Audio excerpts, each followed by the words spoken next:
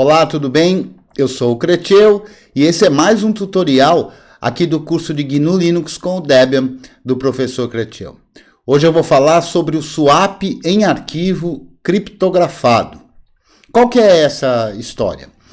Bom, eu vou falar sobre swap e naturalmente se isso é preciso, para que serve isso, que diabos é isso, caso você ainda não saiba. Eu vou falar o porquê de usar swap criptografado e eventualmente você vai ter uma surpresa quando fizer o tutorial aí na sua casa. E depois das explicações a gente vai para o mão na massa mesmo, seguindo esse tutorial. Bom, o swap também, que em inglês é troca, né? Então swap é espaço de troca. Swap é um espaço no disco que serve para que quando a memória física falte memória física, o espaço de disco é usado e ele vai funcionar como memória, compondo com isso a memória virtual. Então a gente poderia dizer que toda a memória que nós dispomos, então a memória total é a memória física, aquela da RAM mesmo, mais o quanto a gente tem de swap. É obrigatório usar swap? Não, não é obrigatório usar swap. Aliás, em servidor, se você estiver precisando de usar swap, na certa o seu servidor não está lá muito bem dimensionado. E num desktop? Bom, num desktop, se você tem aí 16, 32 GB de RAM, talvez fique bem tranquilo de você trabalhar e usar todas as suas aplicações sem precisar de swap. Mas se você tem 2 ou 4, o swap vai ser uma mão na roda para permitir que as coisas funcionem. É evidente, e você sabe, que a velocidade de acesso a disco é bem menor, dezenas de vezes menor, do que a velocidade de acesso à memória, ou até centena, dependendo do disco e dependendo da memória, é claro, né? Então, o que acontece? Se você precisar mesmo de muito swap, ou seja, se você precisar executar uma quantidade grande de programas que consumam uma quantidade grande de memória e você não tem, a velocidade como um todo do sistema vai ficar bastante comprometida em virtude dessa velocidade de disco ser bem menor. Qual é a nossa ideia aqui? Por que usar swap criptografado? E por que usar swap em um arquivo? É muito comum, talvez aí você já tenha swap, de usar uma partição específica para o swap. É diferente? É melhor? É pior? Olha, eu acho que é tudo uma questão de adequação, né? Não acho nem que seja melhor e nem que seja pior. É tudo o que você pretende para o teu sistema, né? Eu diria que em arquivo, quando a gente usa swap em arquivo, a gente tem uma certa comodidade. Por quê? Porque se você precisar de mais espaço em disco, você pode apagar o swap. Se você precisar de mais swap, você pode criar um arquivo maior para ser o seu swap, ou um outro arquivo para compor o seu swap. Então, enfim, qualquer uma das possibilidades resolve o problema. Mas por que fazer swap e, além de tudo, em arquivo criptografado? Olha, o tutorial ele vai servir tanto para você fazer num arquivo, que é o que efetivamente a gente vai fazer aqui, mas só vai mudar uma linhazinha ali, que é para você poder fazer numa partição separada, né? Para você se convencer, eu sugeri aqui de rodar um comando, que é esse aqui, strings/dev/sdax, sendo esse x o número, não sei se é SDA na sua máquina, pode ser SDA, SDB ou outra nomenclatura, dependendo da arquitetura de disco que você tem, da tecnologia de disco que você tem. Mas o que eu estou indicando com o /dev/sdax é a partição que você usa para swap. Se você não usa partição e já usa num arquivo sem criptografia, aí você substitui o /dev/sda alguma coisa pelo arquivo que você usa de swap. Esse programa chamado strings, o que ele faz? Ele pega um conteúdo e procura por strings, por sequências de caracteres texto. E ele vai fazer essa procura e mandar tudo para um arquivo chamado surpresa. Depois que você fizer isso, a gente pode usar aí o programa chamado grep, que filtra, não é, o conteúdo, e aí você põe uma senha daquelas que você está habituado a usar, e a chance dela estar lá dentro do surpresa é bastante grande, viu? Se você não encontrar a senha, mesmo assim vale a pena dar uma olhada com o programa LESS, por exemplo, para olhar esse arquivo e ver as informações que vão estar lá no seu swap. Informações em texto plano, né? Então, o que acontece com isso? Se alguém pega o seu computador, ou se você entrega o seu HD, seja para manutenção, ou porque o HD você resolveu comprar um novo e vai dar esse para alguém, é bem fácil de na partição ou no arquivo que você usa para swap, esteja cheio de informações críticas aí do tempo que você estava usando, né? Então é alguma coisa que tem que ser cuidada e é sério mesmo de ser cuidado. O ideal talvez fosse você usar criptografia em todo o disco. Esse tutorial não visa a criptografia em todo o disco. Certamente mais para frente a gente vai fazer um outro tutorial para isso. Esse é apenas e tão somente no swap. Por que eu resolvi fazer esse tutorial? Porque é bastante rápido e prático de você fazer isso. Então, se você ainda não está em condição, por qualquer que seja o motivo, até de escolha, de usar criptografia no disco todo, já começa pelo swap, que já é alguma coisa, né? Bom, então nós vamos botar a mão na massa. E como é que é essa história? Como eu disse, a gente vai fazer um exemplo aqui usando o swap em arquivo. Mas se você tiver swap numa partição, não vai ser muito diferente. Eu vou deixar o link na descrição, que são esses dois aqui que estão aqui embaixo desse slide, que é lá no Salsa, né, que é a instância de GitLab do Debian. Eu tenho lá alguns tutoriais. Dentre eles eu tenho um que chama Swap on File criptografado e Swap criptografado. Então o Swap criptografado é se você quiser usar o swap numa partição criptografada. E o Swap on File criptografado é justamente o que nós vamos fazer aqui, que é colocar o swap num arquivo e ainda de forma criptografada. Outro uso do swap, e que usando dessa forma que a gente vai usar, não vai ser possível usar para hibernação, né? Então, outro uso do swap é para hibernação, para você poder hibernar, e nesse processo de hibernação, todo o conteúdo da memória é copiado para essa área ou para esse arquivo que vai servir para o processo voltar tudo, quando você ligar a máquina, voltar tudo como estava antes na memória, né? Nem todo mundo usa isso, né? Eu usava no passado, atualmente eu só uso a suspensão, né? Então, quando eu vou parar de mexer no PC, eu fecho a tampa dele e ele já entra em suspensão e eu não preciso fazer nada, né? Mas então, sem mais conversa, vamos para a tela preta, que aqui, como vocês já sabem, não é preta. Vamos lá para nosso terminal, já tem até uma coisinha lá que eu vou apagar a tela aqui para vocês não verem. E o que é isso? O que eu fiz aqui? Eu sempre faço nos tutoriais, quem está acompanhando já viu, um arquivinho de cola, que é um arquivinho em texto com os comandos ou os arquivos que eu tenho que mexer e esse tipo de coisa. Que é justamente, fora as explicações, o texto que está lá dentro do tutorial, né? Então, a coisa é bastante simples. Antes de começar, eu vou rodar aqui o programa Free, e o programa Free vai mostrar a quantidade de memória que eu tenho. Essa máquina é uma máquina virtual, aquela que a gente instalou no processo de instalação do Debian, né, que chama Clovis, e ela tem aproximadamente 2 GB aí de espaço total de memória, está usando 146 MB e tem 1 GB e quase 1,5 GB de espaço livre. E não tem swap, então aqui tem 0 de swap, ó. Então essa máquina não tem swap. Como é que é então o processo de fazer isso? E se você já tiver swap? Bom, o processo em que a gente vai fazer aqui, você pode desligar o swap a qualquer momento que você já tenha. Se você tiver uma partição já com swap, é a primeira coisa que você vai fazer. E como é que você vai fazer isso? Você vai fazer assim, usando o programa swapoff para desligar o swap. Se você fizer swapoff -A, ele desliga todos os swaps que você eventualmente tenha colocado no seu /etc/fstab. Se você tem mais de um e só quer desligar um, você também pode indicar aqui a partição onde está o swap. Então, digamos que tivesse no SDA3, esse comando swapoff /dev/SDA3 desliga o swap. Como aqui eu não tenho swap, eu não vou precisar desligar o swap. Você aí vê o que você precisa fazer, ok? Então, o primeiro passo aqui é a gente criar um arquivo que vai ser o de swap.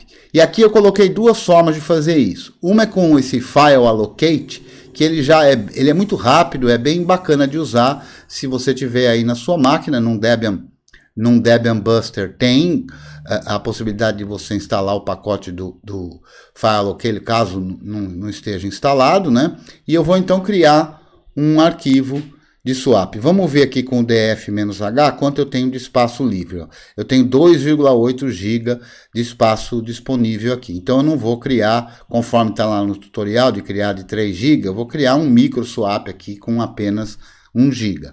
E o programa que eu vou usar então é o file allocate e eu vou indicar o tamanho, né? Esse L de length, tamanho de 1 GB, e vou dizer em qual arquivo que eu quero isso, que eu dei esse nome sugestivo aí de /swapfile. Ó. Você vê que a coisa é quase, se não instantânea, né? Porque apenas foi alocado esse espaço no sistema de arquivos para poder usar. Outra forma de usar é com o DD, né? Então você pode fazer um arquivo repleto de zeros, né? Desta forma aqui com o DD. DD e F igual a /dev/0, OF igual a /swapfile. Aqui eu fiz um tamanho de bloco de 1 MB e contei 3072, o que vai dar exatamente a mesma coisa, que vai ser os 3 GB. Como a gente não quer que um usuário regular qualquer leia isso, a gente, depois de criar o arquivo, vai alterar as permissões para essa 600, que só vai dar permissão de leitura e escrita para o dono do arquivo, que, como vocês veem aí, é a toda e poderosa rutinha, né? Então tá lá, mexi na partição. Então, se a gente olhar aqui no barra, vou dar um ls-lh para mostrar de uma forma humana, aí a gente já vai ver que a gente tem aqui o swap file, o arquivo que eu acabo de criar, que tem 1 GB. Então esse vai ser o nosso arquivo de swap. Vamos voltar para a cola. Se você tiver uma partição, no lugar de ter o arquivo de swap, você vai fazer um pouquinho diferente, ainda não nessa etapa, mas você vai fazer um pouquinho diferente, que você pode desligar, desligou, e aí você não vai precisar criar o arquivo, porque você está usando uma partição. Aí o que a gente vai fazer? Quem cuida da criptografia é um conjunto de ferramentas de crypt setup e tem um arquivo de configuração que é esse /etc crypttab. Então nós vamos editar esse /etc crypttab e vamos colocar esse conteúdo que está lá, que eu vou explicar do que ele faz. Então vamos lá, estou usando o VI aqui, né, que a galera sabe que eu curto o VI. Então olha só, a própria indicação, e esse é um arquivo bem padrão, mostra uma legenda, né? Então target name, quer dizer, o nome do alvo, o nome que vai ter a nossa partição criptografada ou o nosso arquivo criptografado de swap, o dispositivo, né? Então se você estiver usando uma partição, aqui no lugar de indicar o nome do arquivo, /swapfile, você vai indicar a partição, /dev, /sda3, por exemplo. Aí a gente aqui usa como chave um número randômico. Então, o que acontece?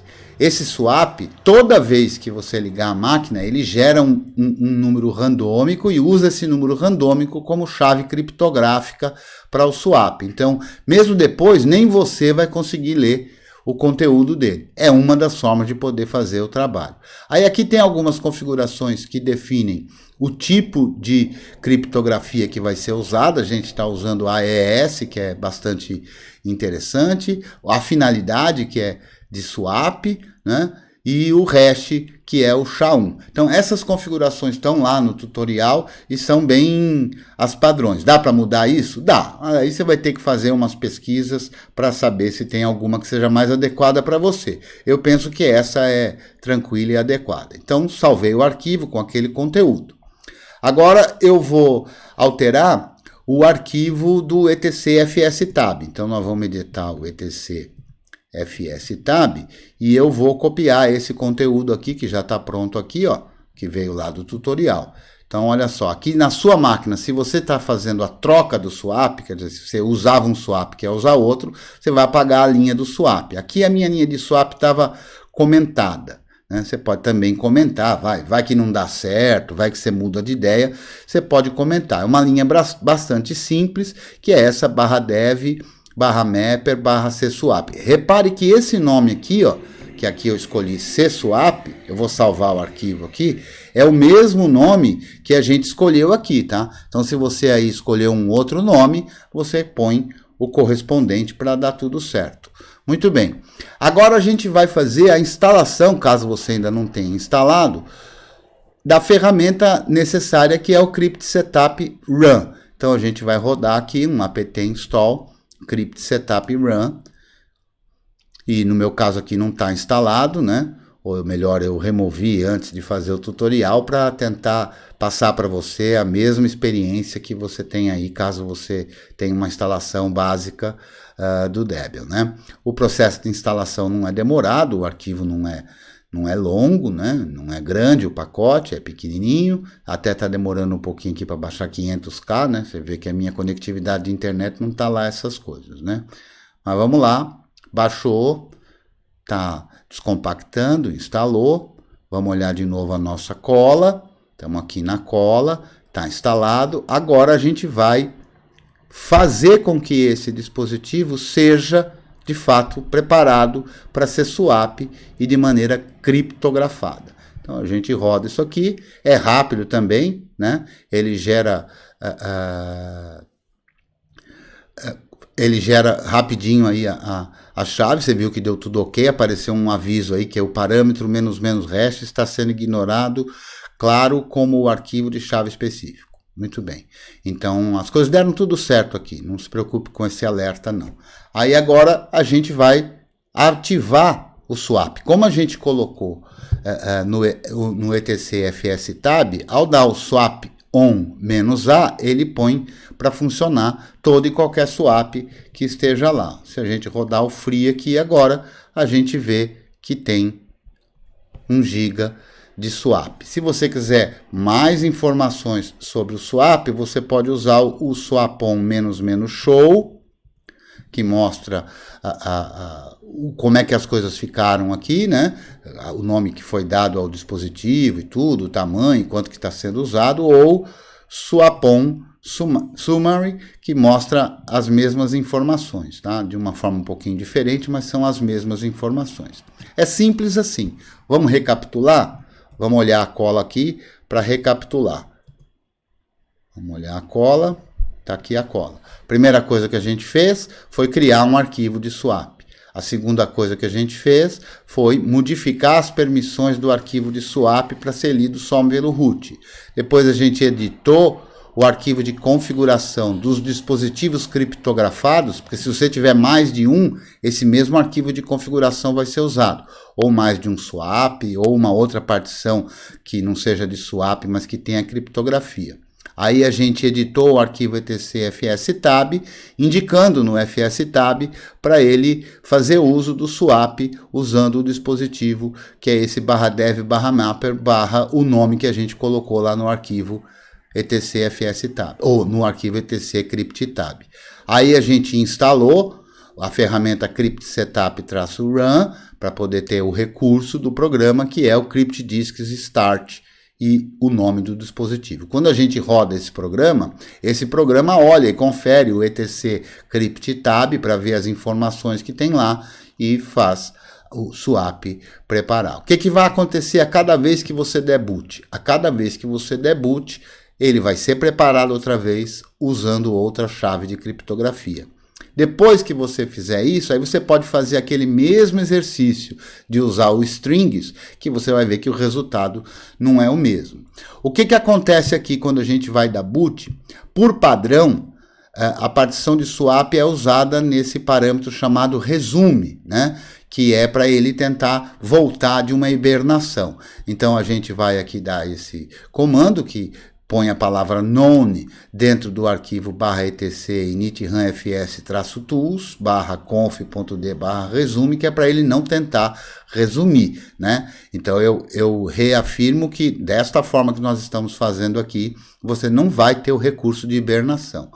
Para esse resume valer, a gente vai refazer o init-run-fs rodando update-init-run-fs, -u de atualização, -k para indicar qual kernel e o parâmetro all para ele refazer para todos os kernels que você tiver instalado na máquina. Terminado o processo de criação do init-run FS, está tudo pronto, você não precisa rebootar, né? Aqui a gente não gosta de fazer essas histórias de rebootar, já está funcionando, mas no próximo reboot ele continuará funcionando. Como eu tenho mais de uma versão de kernel, inclusive porque atualizou e eu não eliminei, eu normalmente elimino, mas é essa a história. Depois que fizer o init-run FS, já está pronto para dar um reboot, caso seja necessário, mas não por conta da instalação, né? Então eu vou voltar lá para os nossos slides e de novo reitero, vai estar aí na descrição do vídeo o link para você acessar o tutorial e fazer os mesmos comandos caso você queira o swap em arquivo criptografado. Tá gostando das videoaulas? Dá o seu joinha, compartilha. Se você ainda não é inscrito no canal, se inscreve, ativa o sininho. E se você quiser nos ajudar financeiramente, também na descrição tem o link para você fazer isso com o PagSeguro. Tá com dúvida aqui no curso de GNU Linux com o Debian do professor Creteu? Não deixa a dúvida para lá. Acesse o grupo t.me/curso GNU e faz a pergunta por lá, que lá tem bastante gente para ajudar. Eu espero que você tenha gostado desse tutorial, que você consiga executá-lo. Se você tiver algum problema com ele também, entre em contato, que a gente está lá para ajudar. Um abraço e até a próxima.